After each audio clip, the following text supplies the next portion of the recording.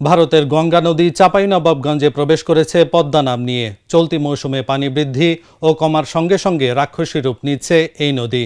এরই মধ্যে চাঁপাইনবাবগঞ্জ সদর ও শিবগঞ্জের বিভিন্ন ইউনিয়নে হাজার হাজার বিঘা ফসলি জমি নদীগর্ভে বিলীন হয়েছে। সবকিছু হারিয়ে অসহায় হয়ে পড়েছে হাজারো পরিবার। চাঁপাইনবাবগঞ্জ থেকে আশিকুজ্জামানের তথ্য ও চিত্রে ডেস্ক রিপোর্ট।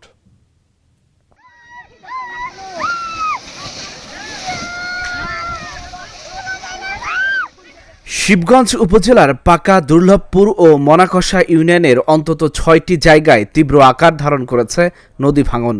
এতে নদী গর্ভে বিলীন হচ্ছে অসংখ্য ঘরবাড়ি সহ পাকা স্থাপনা, শিক্ষা প্রতিষ্ঠান সহ মসজিদ, মাদ্রাসা ও ফসলি জমি। ভাঙন রোধে দ্রুত ব্যবস্থা নেওয়ার দাবি পদ্মাপাড়ের জনপদের বাসিন্দাদের।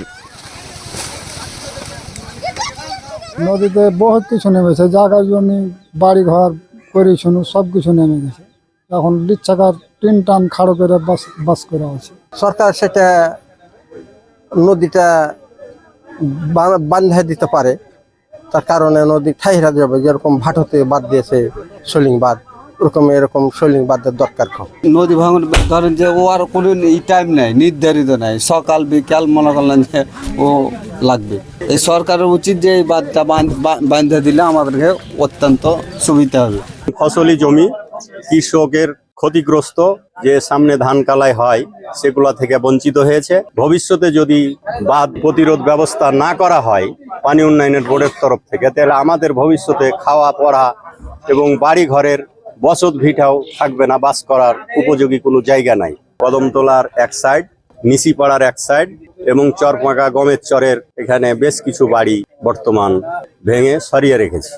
এটার জন্য পানি উন্নয়ন বোর্ডের প্রতি আকুল আবেদন জানাই যে ওনারা যেন আমাদের বাঁচার তাগিদে অসহায় মানুষের জন্য একটা স্থায়ী বাঁধের ব্যবস্থা দেয়। ১৯৭১ সালের পর এবার ৬ জায়গায় ভয়াবহ নদী ভাঙছে। এর কারণ হিসেবে ফারাক্কার বাঁধকে দায়ী করছেন এই জনপ্রতিনিধি। তিনি বাস্তুহারা লাখো মানুষের পাশে দাঁড়াতে পানি উন্নয়ন বোর্ডের কার্যকরী ব্যবস্থা গ্রহণের দাবি জানান। পূর্বে দেখা গেছে একটি পাড়ে ভাঙন হয়েছে, এবারে দেখা যায় মোটামুটি 1টা 2টা 3টা 4টা 5টা স্পটে ভাঙন হচ্ছে। 5টা স্পটে যদি একটা ইউনিয়নের মধ্যে ভাঙন হয় তাহলে মানুষের দুরবস্থা কি হতে পারে। সকাল আর বিকাল, বিশেষ করে আশ্বিন কার্তিক মাসে ভয়াবহ রূপ ধারণ করে এবং চেহারার ভিন্নতা পরিবর্তন হয়। সকালে একরকম, বিকাল একরকম।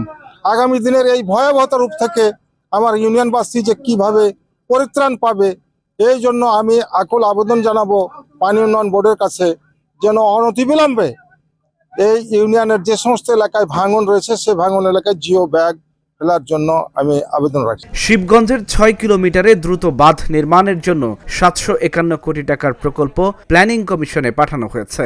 বরাদ্দ পেলে কাজ শুরুর কথা জানালেন স্থানীয় পানি উন্নয়ন বোর্ডের এই নির্বাহী প্রকৌশলী। যে সমস্ত এলাকা খুব ঘনবসতিপূর্ণ, সেখানে খুব অল্প পরিসরে আমরা জিও ব্যাগ ডাম্পিং করে তার রক্ষা করার চেষ্টা করে যাচ্ছি, কিন্তু স্থায়ীভাবে নদী ভাঙন থেকে রক্ষা করার জন্য একটা প্রজেক্টই দরকার। আমরা যে প্রকল্পটি প্ল্যানিং কমিশনে জমা দিয়েছি সেটি ৭৫১ কোটি টাকা এবং এখানে প্রায় ৯.২ কিলোমিটার নদীতে সংরক্ষণ কাজ বাস্তবায়ন করা। আশ্বাস নয়, বাস্তুহারা লাখো মানুষের সম্পদ রক্ষায় পানি উন্নয়ন বোর্ড কার্যকরী ব্যবস্থা গ্রহণ করবে, এমনটাই প্রত্যাশা পদ্মাপাড়ের বাসিন্দাদের। Dhaka journal news desk.